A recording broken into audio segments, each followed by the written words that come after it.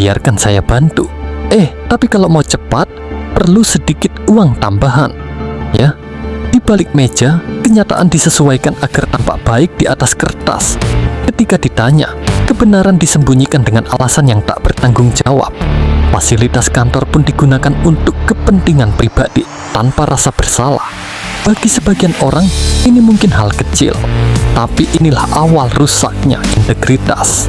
ASN seharusnya menjadi contoh penjaga kepercayaan dan pejuang integritas. Di sebuah kantor pelayanan, seorang ASN bekerja tanpa memahami tugasnya dengan baik. Kesalahan sering terjadi, namun ia tidak berusaha memperbaiki atau belajar darinya. Pekerjaan diselesaikan asal-asalan, tanpa memperhatikan kualitas dan ketepatan pelayanan.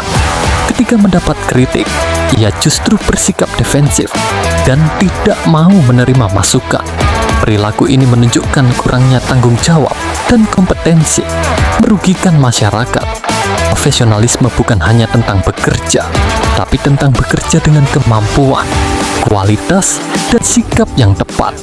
Upacara berlangsung, tapi ia memilih tetap duduk, merasa itu tidak penting. Dalam bekerja, ia tidak peduli pada kualitas pelayanan bagi masyarakat. Ia bahkan sering meremehkan kebijakan negara di depan rekan kerja. Kepentingan pribadi lebih diutamakan daripada tanggung jawab sebagai abdi negara. Tanpa rasa nasionalisme, tugas sebagai pelayan publik dijalankan tanpa makna. Nasionalisme bukan hanya simbol, tapi sikap dalam bekerja.